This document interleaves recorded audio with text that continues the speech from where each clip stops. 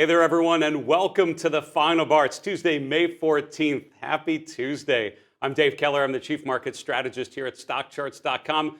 Pretty sunny, beautiful Redmond, Washington here today. Thanks for joining us every weekday after the close for our show as we try to make sense of these markets, focus on the message the markets provide back to us in the form of price analysis and also other things like breadth and sentiment, trend, momentum, all those tools of the technical analysts to try to illuminate what's happening in the world around us. Fantastic guest today, Mish Schneider of MarketGauge. Mitch is a really thoughtful analyst and trader. Always does a really good job of connecting the charts, what we're seeing visually, to all the other stuff, all the macroeconomic themes, geopolitical themes. I think you'll really enjoy my conversation with Mish, having seen some of the charts we're going to go through together.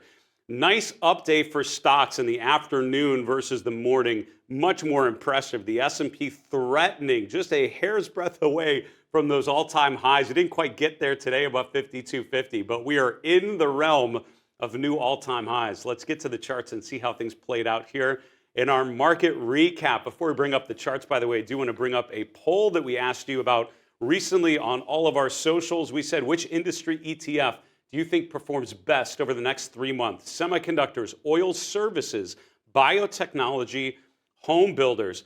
Home builders, biotech, not getting a lot of love, about 10, 13% of you seeing that one. We got 30% of you saying OIH. That's the oil services ETF.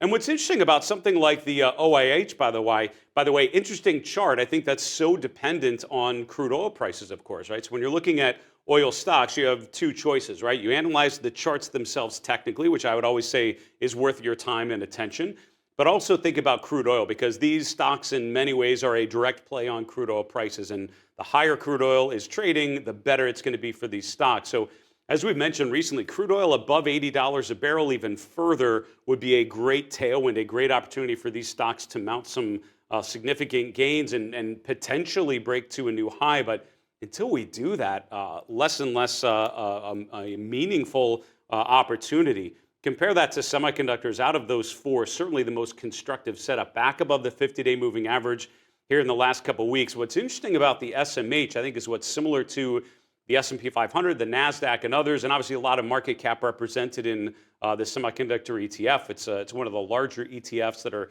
focused on a particular industry group. But you can see we're really in the realm of those previous all-time highs from March. We got up to around 240 on the SMH. We're about 13 points away from there right now, but we're right at sort of that pivotal moment. We're back above the 50-day, which is encouraging. The RSI is just above 60, which is, for me, one of those kind of meaningful levels, because when the RSI pushes above 60, like we saw in May of last year, that usually means a lot of good upside momentum, particularly after consolidation phase. That often means that there is renewed upside momentum in that particular chart. Compare that to like August, September, October of last year, where we have counter trend rallies where the momentum never gets strong enough. Are we getting back to this sort of bullish range where the RSI is able to power above 60 on rallies? Still an open question, but I wouldn't disagree. I'd probably say over the next 3 months, that takes us into, let's see, May, June, July, August could be a decent bet. What's interesting is after 3 months, we're set up for the seasonal weakness that often comes August, September, October. That's what happened in 2023. Be interesting to see if we get a similar echo of that move here in 2024. Let's keep going with the market recap and see how the charts evolved. The S&P 500, strong day. It looked, almost got the S&P new high hat, which I don't have on, but my virtual new all-time highs hat, and dusting that one off here after a month or so of keeping it on ice. But we didn't quite get there, but very, very close. S&P just around 52.47. That's up about 0.5% from yesterday's close. And pretty much all of those gains came in the afternoon session. That was after PPI came out this morning. You know, honestly, not the most important inflation reading. CPI comes out on Wednesday. That's going to be a big one. So if you weren't aware of that, before the open tomorrow, 8:30 Eastern, we have the latest CPI figure. That's going to be a key one because if the Fed really is data dependent, which I think they are, and if they're really going to be laying out Fed policy based on the evolution of the data, which I believe that they will, a strong overheated inflation number tomorrow really is not going to be a good look for risk assets, because that implies the Fed is going to intentionally try to slow down the economy. And that could be as simple as keeping rates higher for longer. That could be rate hikes we're talking about again. And the fact that we're even talking about that as a possibility. What a different feel to this market than it was 6 months ago. It was all about, how many rate cuts are we going to have in 2024, 5 or 6? Now all of a sudden it's, are we going to have any? Is the first one going to be in 2024? I still think it probably will, but stronger inflation data this week could certainly put a damper on that. PPI came in a little higher than expected today. CPI tomorrow is going to be pretty big.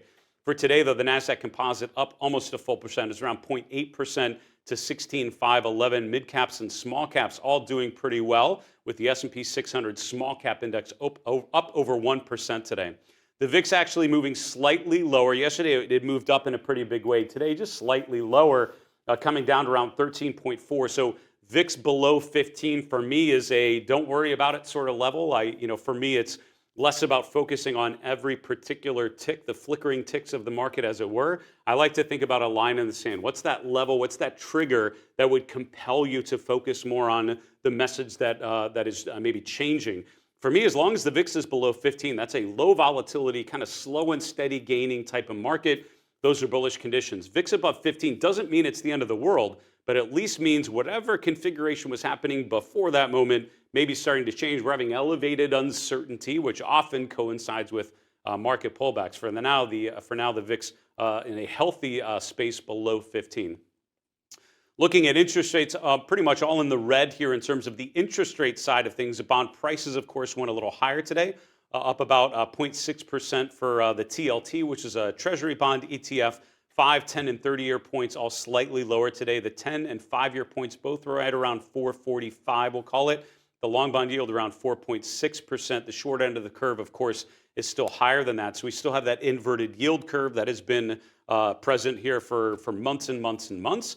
The question here as we go forward in the next couple weeks, getting into the next Fed meeting in June, I would say, is what sort of change do we have? Do we have any sort of additional clarity on when a rate cut may happen? What sort of economic data do we get between now and then that may change the data that the Fed is allegedly looking so closely at? But for now, rates coming down. And when rates are coming down like this, it just really provides plenty of a headwind for growth stocks to move higher, which means technology, which was your number one sector today, doing just fine. Dollar, not much change from yesterday. The dollar index, sort of getting nearer and nearer 107, but not really following through.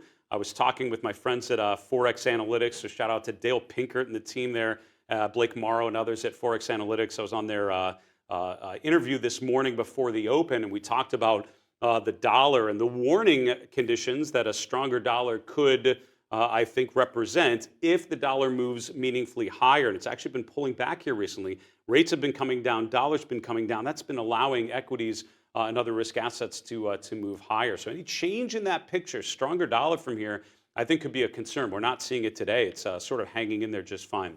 Gold and silver moving higher. We're going to talk with today's guest, Mish Schneider, about gold in particular, but precious metals have certainly had a pretty decent run of things. The GLD about 1.9% higher, silver about 1.3% higher, copper prices higher, but energy moving lower. Crude oil prices actually moving to the downside. A lot of red in crypto land. Bitcoin did touch 63,000 briefly before rotating back lower. As we're going live with the show here around 61,600. That's down about 2% today. Ether price is still below 3,000, actually below 2,900, down about 2% today as well. Looking at the 11 S&P sectors, you can see almost all of them in the green. We did have 2 moving slightly lower, but technology is your number 1 sector, up 0.9%. Real estate, number 2, up 0.7%. I mean, a bit of a head scratcher, I guess I would say. It's sort of the traditional expectations about offense and defense have all been thrown around here in the last couple of weeks. So tech, number 1, real estate, which is a fairly defensive sector, number 2, financials, which is more of a third group of sort of value-oriented sectors, up about 0.5%. On the downside, the 2 that were down were consumer staples, down slightly, 0.2%. Industrials basically flat for the day. Materials up 0.1%. From yesterday's close. We talked on yesterday's show about utilities. We did a segment called It's All Relative, where we focused on the relative performance of the utilities sector. And I would just point out to you, I actually was looking into this a little bit more after the show. One of the things that I noticed, and I forget what media outlet had featured this, so apologies to whatever reporter had put this together, but it actually had gone through some of the earnings calls from the major utility companies here in the current earnings season, and how much comments about data centers and the power needed to fuel data for AI and cryptocurrencies and all of that. Up until this quarter, it had been, on average, it was like once a call. And this time it was like 6 or 7 times a call, meaning most of the earnings calls with utility companies this time around for the first time were very heavily focused on the power needs of data centers to fuel AI. And I think that could be a very different look to a fairly defensive sector. Maybe it is a bit of an offensive AI play that we're seeing here in the utility space. Looking at the market trend model, of course, remaining bullish across the board for stocks. I don't formally change that until Friday after the close, but as of last Friday, these remain all bullish. And given the price action we've seen so far, I mean, no expected change in there. There's a lot of game left, though. Of course, we're on Tuesday. So Wednesday, Thursday, Friday, a lot of differences could happen. But for now, the market's sort of giving that long and strong, healthy bull market type of signal. Tesla, your top performer out of the Magnificent Seven in air quotes, stocks up 3.3% today. Again, the chart of Tesla, I would argue, is still not a particularly strong chart compared to a lot of other charts that are in a much more constructive pattern. Even within the FANG stocks, I would say it's undoubtedly the weakest. But today, up 3.3%. NVIDIA up 1%. Netflix, the only one of this bucket that was actually down today, is down slightly, about 0.5%. So the growth leadership names hanging in there just fine and appearing to be doing well. Let's go to a daily chart of the S&P 500, just see what happened today relative to where we've been. And I would say, I've highlighted these areas. I'm going to start removing them as we speak here. You're seeing actual analysis on the show. So what I've done there was highlight a relationship or a comparison of the current market to what we saw back in August. And the more that the market pushes higher, I think the less and less this looks like a one-to-one match. It may rhyme in the way that we have a lower high, but for now, I mean, I'm not seeing any pause in this particular trend. We're at all-time highs, essentially, 5250. We have now arrived. So the question is, do we have enough momentum left to push higher? The RSI would suggest yes. It's above 60, which is actually encouraging. It's nowhere near the overbought region just yet, which implies that there could be further upside. So the bear scenario from here would be we don't make it to new highs, right? We just create this perfect double topping pattern. That wouldn't be particularly constructive. The RSI doesn't get to the overbought region, or the market moves higher. The market does make a new high, but the RSI does not become overbought, because what that would do is create a bearish divergence where you have higher highs in price and lower peaks in momentum. Now, you may ask, why does that matter? Who cares? And the answer is because stocks like, what was the one I was going to bring up? Oh, Amazon. Just featured this on the show yesterday. Talked about the bearish momentum divergence, right? Higher highs in price, lower peaks in momentum. If you go back to July, August of last year, you had a bunch of bearish momentum divergences where prices were going higher, but the momentum was all weakening. You particularly saw that here in Amazon on June, July, August, right? New highs, but look how the RSI is sloping downwards. If you see a similar move in Amazon now, which we do, that suggests the upside momentum is starting to wane. So do you get that similar read with the S&P making higher highs on weaker momentum? So if we do make higher highs, I would encourage you to look down on the chart to the momentum to see if that supports that breakout. You want stocks to break out. You want a chart to break out on stronger momentum, not weaker momentum. So that would be what I'd be looking for. But from a pure analysis of price, I see a lot to like in terms of strength in the market conditions. Let's look at a couple other names here on the move in the news to finish off our market recap. Home Depot coming out with earnings today before the open. Actually opened lower but closed higher. At the end of the day, we really no change. I mean, it was sort of an unchanged stock around 340 at yesterday's close, around the same today. But we opened down here around 334. So we gapped lower at the open, but by the close, you certainly saw some upside momentum. So certainly gives that feel of a market in an accumulation phase. When a stock like Home Depot gapping lower, you see buyers coming in and pushing the price higher. That's a short-term analysis on one day, but certainly encouraging. And this also serves to hold the 200-day moving average, which had served as support a couple times here so far in the last month or so. So once again, the 200-day serving as an additional support level. Using that as sort of a basic stop, sort of that 330 level, the swing lows, the 200-day moving average, with the opportunity to ride this price back to break above the 50-day, if not more. That makes a good technical sense, to be honest with you. Would love to see a stronger momentum as we start to evolve there. I do want to bring up the chart of Apple because it's sort of popped up here a little bit. There's the chart list. And by the way, what I'm doing here is I'm going to a particular chart list for stocks that you're looking at all the time. So for me, the Magnificent Seven and Friends, this is a basket of stocks that I look at every day, at least once, if not a couple times. And so having a chart list where I have my trend lines and all the things that I want to pay attention to in one place, and anytime I want to look at one of these stocks, I go to this list first. It's an easy way to just save the charts that you're looking at. What I like to describe it as is having a conversation with the markets. That's what all the lines and annotations that you put on the chart, that's what that represents. So over time, you can see how your perspective has changed. You can see how the evidence has evolved as the price action has moved day in, day out. You can see on the chart of Apple, of course, about a month ago, this was a very vulnerable chart. At that point, we had broken below the Fibonacci support level around 169. We were retesting the October 23 low. And a lot of stocks not near those levels, but Apple actually has been. As you can see, it's been in a consolidation phase, a sideways trend for almost the last, what we'll call it 10, 11 months.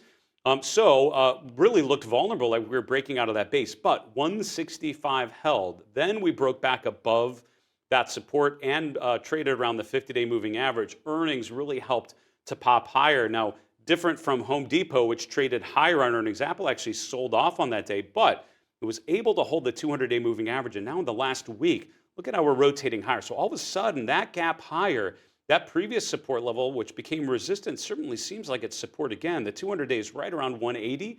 There's your lower level of support. And as long as we hold that, this is a pretty constructive chart with potential to return at least to the previous all-time highs, right? 195 is a big overhead resistance. We talked about that yesterday with airlines, sort of facing that previous upside target. Does Apple run into problems around 195, 197 again? Potentially. We'll finish off our market recap highlighting a name on the move to the upside. Albemarle, one of the top performing S&P names today. This is a specialty chemical name in the materials sector, up about 3%. So in the short term, I like the fact that we've seen a nice rotation off of a late April low. Have I seen enough to say that this is in the all clear? I have not.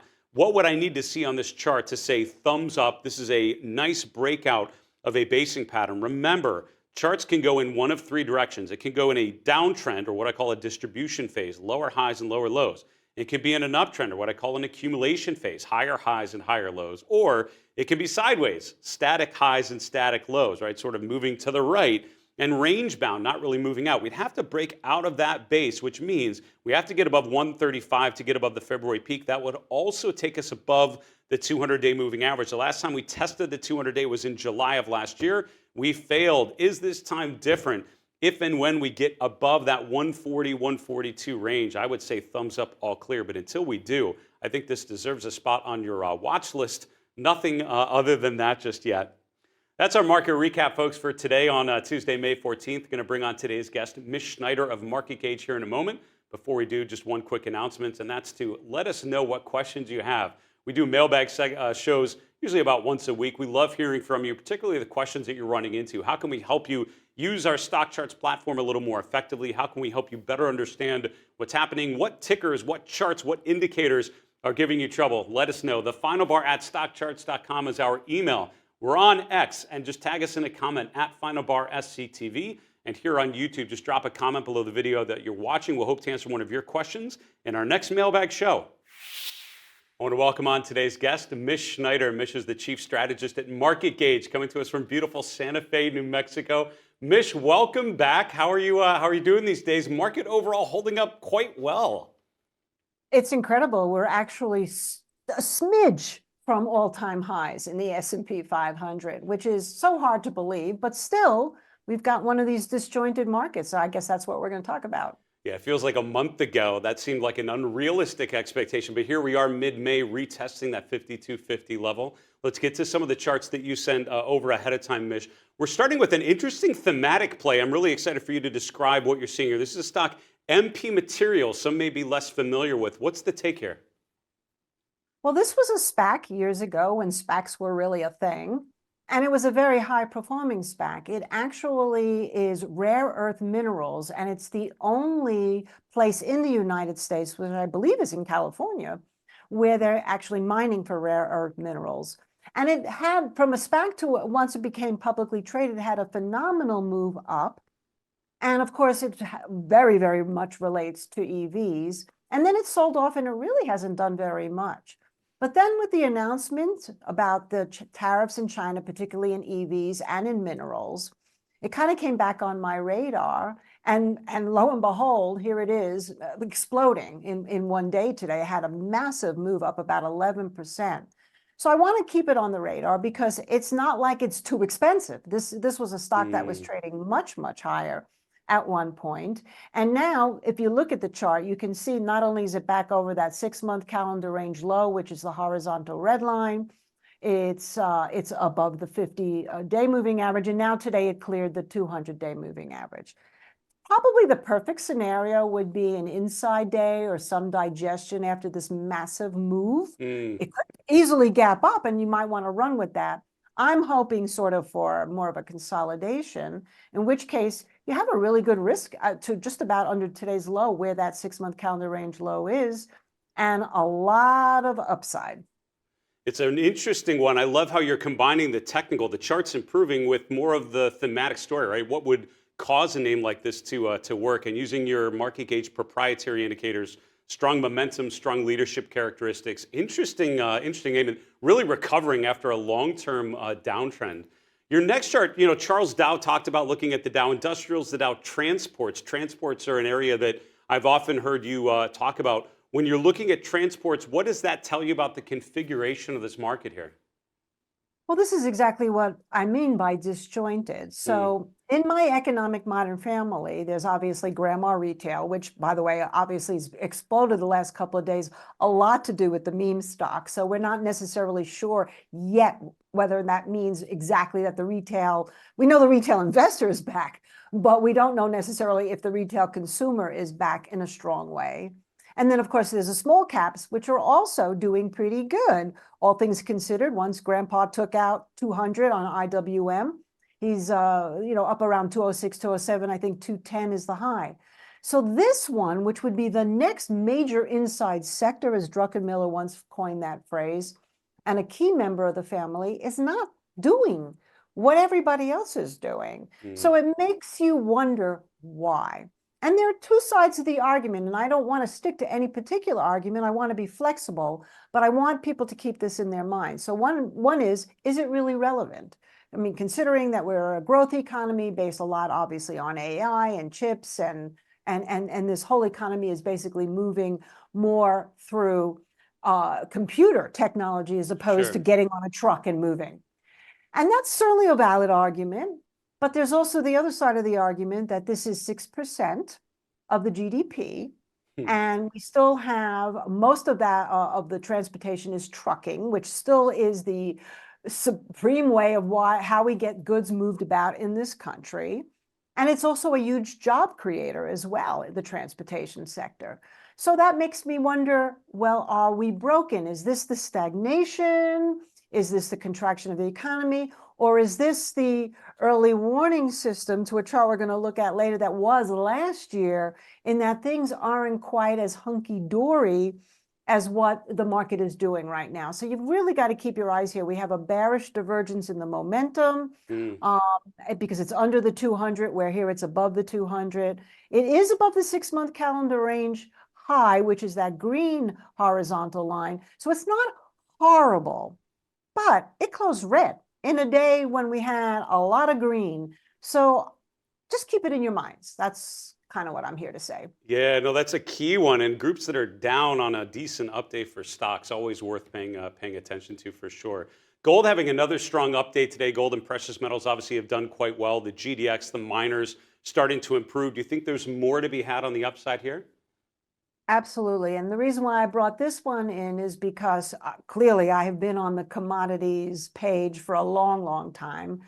And what's been so comforting as a former commodities trader on the floor, but now as an equities and commodities trader, is that it has really given me patience because the gold and the silver and now the GDX, which we've been in for a while, and some of the other metals as well, have done so great. And they're in such a good trend that you can really kind of step back and decide what equity you want to buy, which is why I'm showing transportation and why I showed MP materials, which might be more commodity based. But getting back to the miners right here, I mean, you could see that we're sort of looking maybe a little bit like a new bottoming pattern has formed with that sort of sloppy head and shoulders or inverted head and shoulders bottom. And the neckline really needs to break out here, I would say, over like that 35.50 to 36.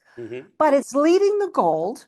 And silver, by the way, is outperforming the gold. So these are two key inflationary indicators. So, you know, the whole stagflation, which Powell poo-pooed the other day, this is proof about the inflation part. And besides, obviously, the PPI coming in hotter. And the transportation might be proof of the stagnation part. And that's why I wanted to show how that all works out. A, it's scary for the Fed, but B, it's really good opportunity for traders if they find the opportunities in the things that will go up, like the gold miners.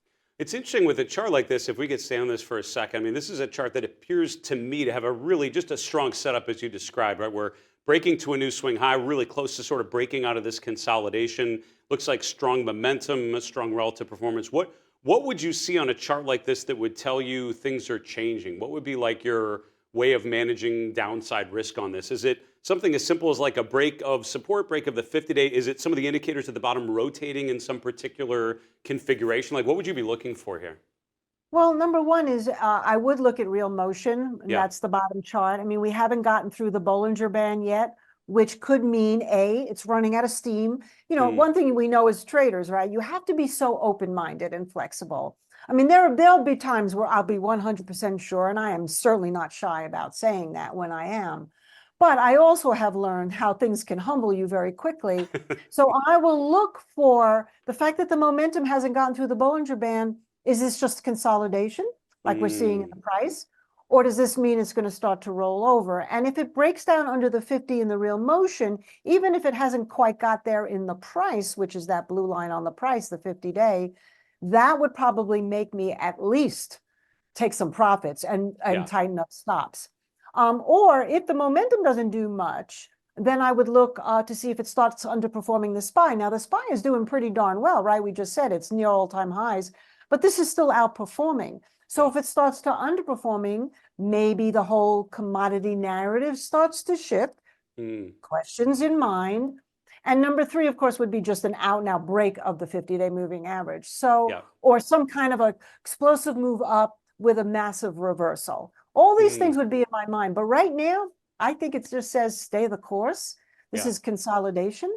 And when you have days like today, where there's a lot of money going into equities and meme stocks, of course, GDX is not going to be a great outperformer, but it did actually close green. Good sign. And for now, the chart certainly seems to be constructive. It's well described. I appreciate that. Your last chart, regional banks, this is a monthly chart. All the other charts you'll be looking at have been daily charts. This is a monthly look at the regional bank ETF. Talk us through this one and what you're seeing here. Well, I really love monthly charts, and you and I have done monthly charts before because it represents two real business cycles, the 23-month, which is 1 month shy of a 2-year business cycle, but it's a good heads up that we're going either from a contraction into an expansion or in an expansion and we're just continuing or et cetera.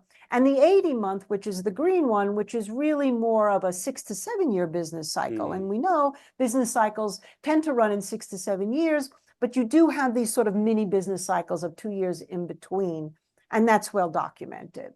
So yesterday, actually, in my daily, I wrote about Alibaba because it was amazing. It went right up to the 23-month moving average. And of course, earnings came out and it retreated from there. This I'm looking at for the opposite reason. So as I mentioned about transportation, sometimes you get members of the family that just kind of go rogue. and they tell you something's going to happen, even if it doesn't happen right away.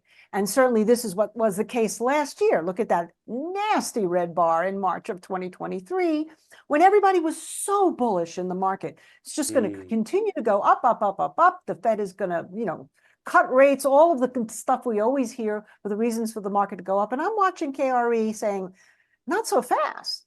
And of course, then the whole banking debacle came out and we had a nice close to 20% correction in the market. Didn't last, but still. But since then, this hasn't done very much. And it's been under that 23-month really since the peak in the market in 2022.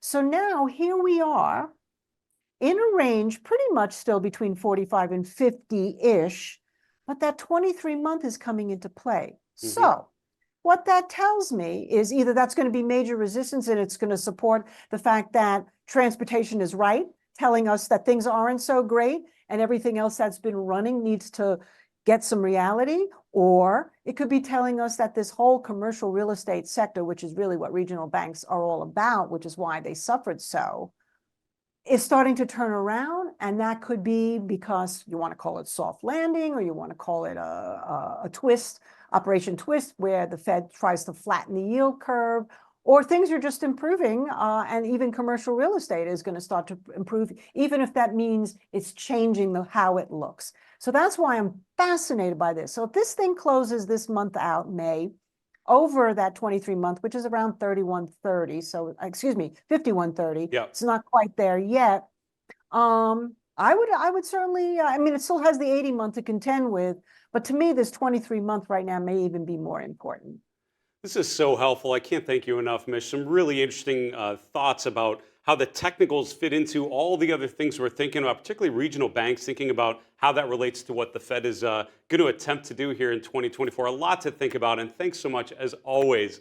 Be well, and we'll talk to you again soon, Mish. Thank you so much, Dave. It's such a pleasure to see you. That's Mish Schneider. Mish is the chief strategist at MarketGauge. These comments were fantastic. I feel like every one of those charts, some really thoughtful observations on there, particularly that last one. I was talking with Mish before we got started today. You're talking about how regional banks really do well when the yield curve is more normalized, and talked about improvement in regional banks maybe part of a different theme, more of an evolution where the Fed starts to maybe create a more normal shaped yield curve. We've had that inverted yield curve for so long. A more normal shaped yield curve means regional banks have a much more of a tailwind for future gains there. Great charts there, and appreciate the multiple time frame analysis from the great Mish Schneider at MarketGauge. Folks, that's it for the show. Thanks so much for joining us every weekday after the close. And a special thanks again to Mish Schneider of MarketGauge joining us from Santa Fe. For Stock Charts in Redmond, Washington, I'm Dave Keller. Be well, stay safe, have a good night.